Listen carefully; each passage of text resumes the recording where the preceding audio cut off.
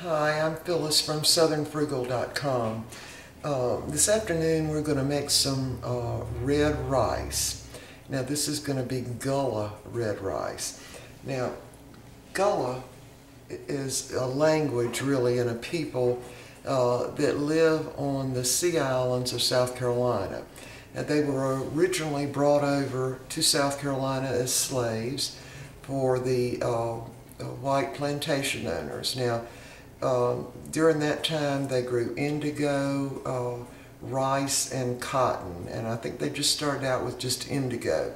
And I'm just going based on my knowledge of Edisto Island, where we spend many summer vacations there, and it's a great little island, one of the least developed of the sea islands other than just right along the beach. But anyway, the people that live there are Gullah, and they speak the language Gullah or Geechee, and it really is kind of hard to understand them if you don't understand a little bit of how they speak. It's really a combination of their language and the English language. But I wanted to tell you a little story about somebody who helped us when we were renovating this house. His name was Hammy, and he was an electrician, an older man. And I couldn't understand a word he said, not a word.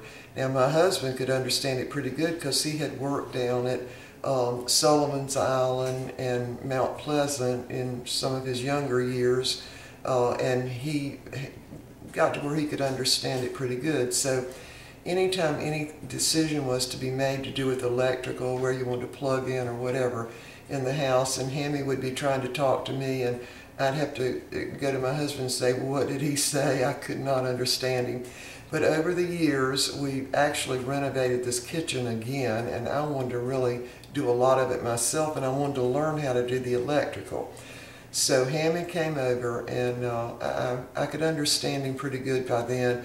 And what he did with me, he would just talk really slow and kind of point to whatever it was. So I got to where I could understand him that way. But anyway, the Gullah people, they're a whole different culture, and they have the most fantastic food imaginable. Now, some of that food you can get in restaurants along the coast, and particularly in Charleston.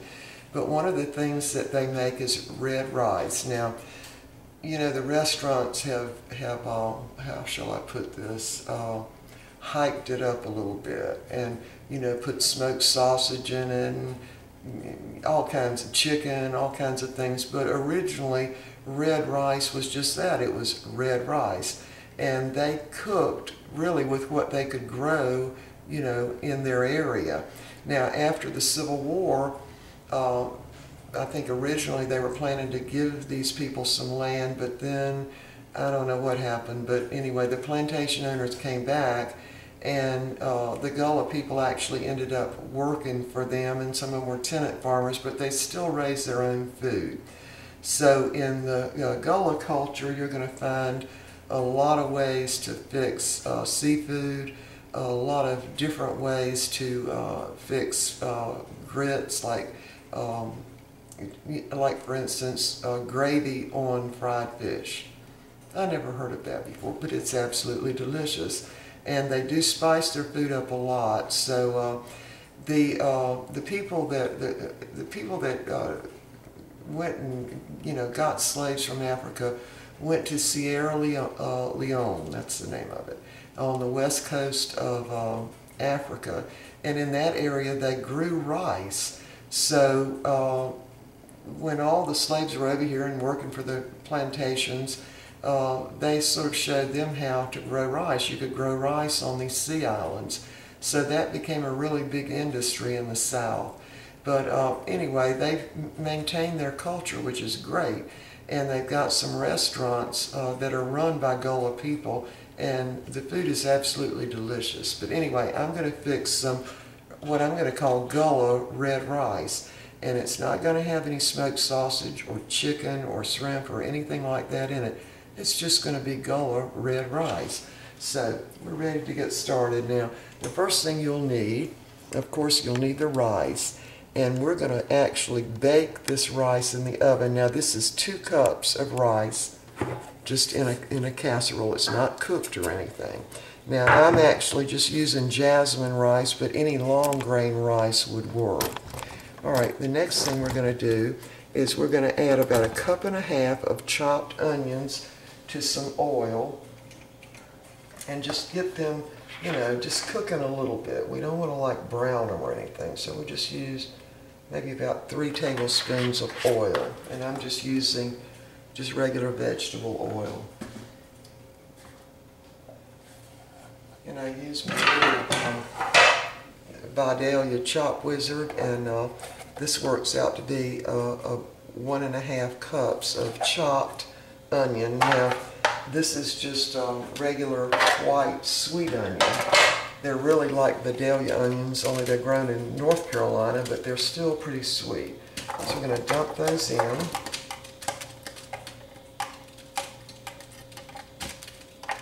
Now, the Gullah people ate a lot of seafood. They had, you know, the shrimp were there plentiful for a big part of the year. And of course, they obviously had fishing. And of course, you've got the blue crabs are there. And they just had a great Gullah cuisine there. And of course, I'm sure they taught a lot of their white plantation owners how to cook these different dishes. And now in South Carolina, there are about, I think, there are about 33 sea islands, and a lot of these islands, I wrote some of them down so I'd remember them. And of course, the one that we are most familiar with, because we've been there so much, is Edisto Island. And that's one of the less developed islands. They don't really have any, you know, big, tall high-rises there. You just only got family houses, so it's really considered a family beach. But some of the other islands, and they're pretty much all developed now. Even Dalfusky Island is, I think they've got a bridge now, and they've even developed that island. But I think the most famous would probably be Hilton Head Island. And of course, everybody knows where Hilton Head is. They've got all the golf courses and everything. But Sullivan's Island, Isle of Palms, James Island, Folly Island, Kiowa Island, Seabrook, I mean, a lot of these we've heard of. And I think that Huntington Island is like a nature preserve.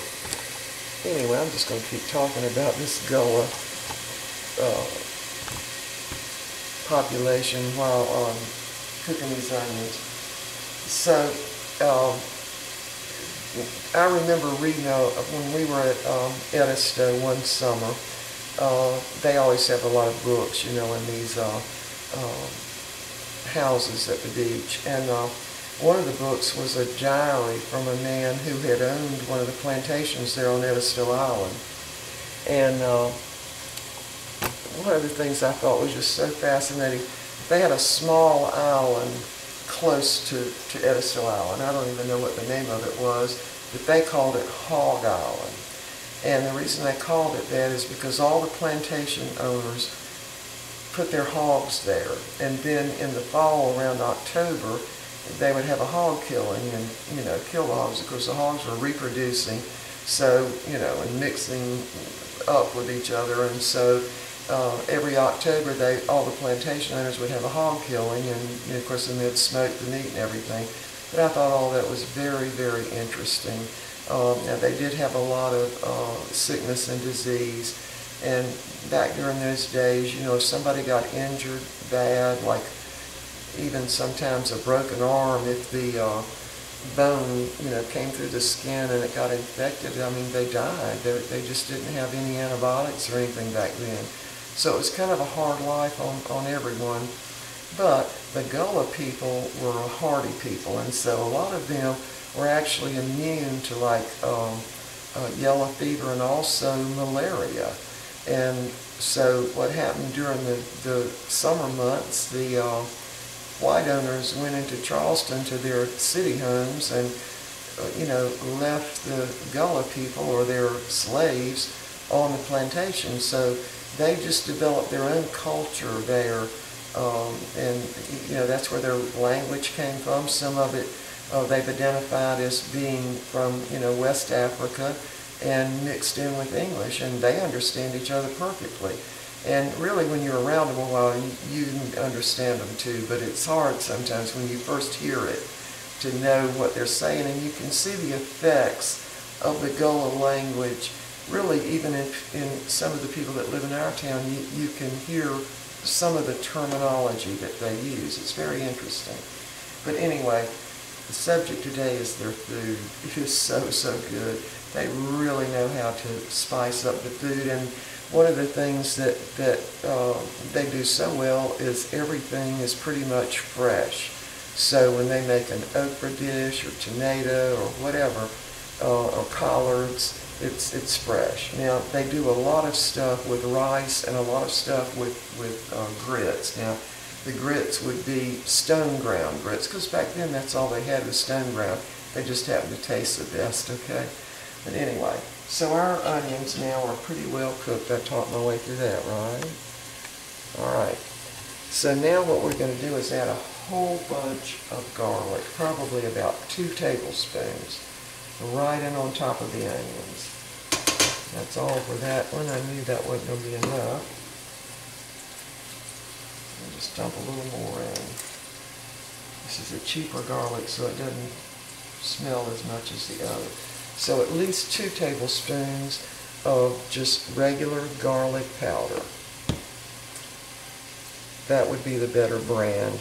This is much milder than this is. But anyway, and so we're going to put a little salt in there right now.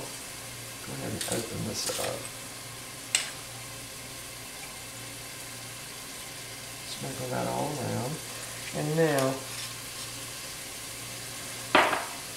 what we're going to add next is going to surprise you probably. What you really would need is some really high quality ginger.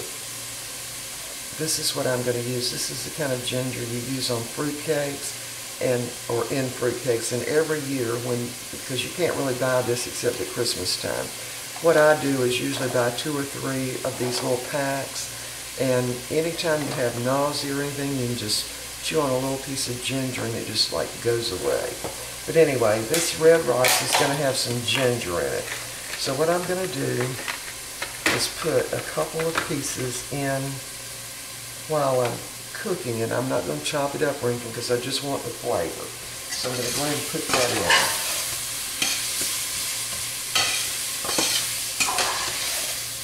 And now, to these onions, I'm going to add 5 cups of tomato. Now, tomato sauce or whatever, what these are tomatoes that we got out of the garden, and I cooked them a little bit and mashed them through a sieve to get out the seeds. So it's 5 cups, and you could definitely use a couple of large cans of tomatoes, but what you want is about 5 cups of liquid.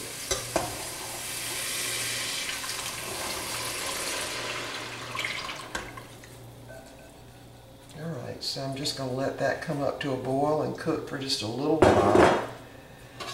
And after it cooks, I've got another ingredient I'm going to add.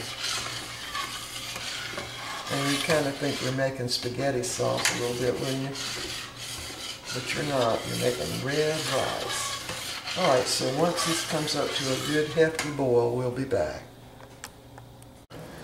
Okay, my tomato sauce has come to a full rolling boil now, and I can tell you it needs more garlic. This is a really cheap brand of garlic, and it's really not very strong. Now, you definitely want to use garlic powder and not fresh garlic because it's a completely different taste. So I'm going to put in about another tablespoon. And now, to sort of take the edge off of the tomatoes, because they are pretty acidic, I'm going to add a couple of tablespoons, heaping tablespoons of brown sugar. Now, the Gullah people would have probably added molasses or something to sweeten up these tomatoes, because they would have definitely used fresh tomatoes also, just like I did. Now we have got that boiling. Let me taste of it one more time, just to make sure.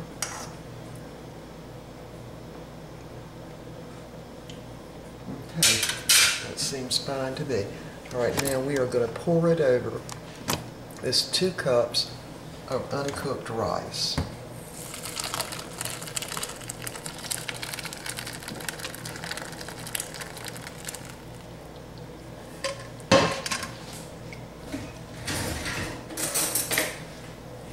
Now you just want to stir it around a little bit. Cut the burner off.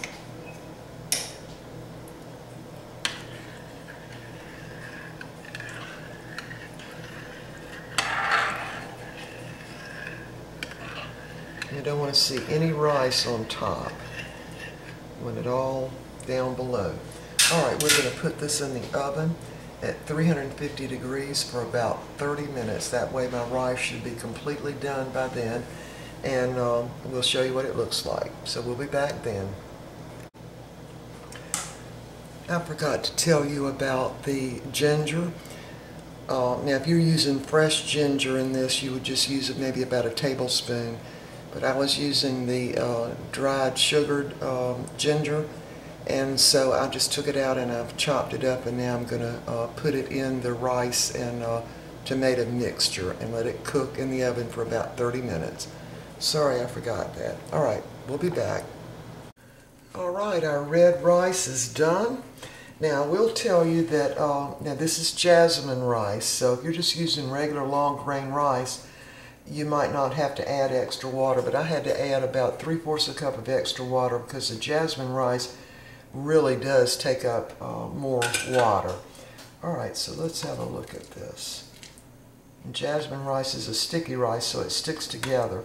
Now what I'm going to do, and by the way, it's got the whole house smelling wonderful.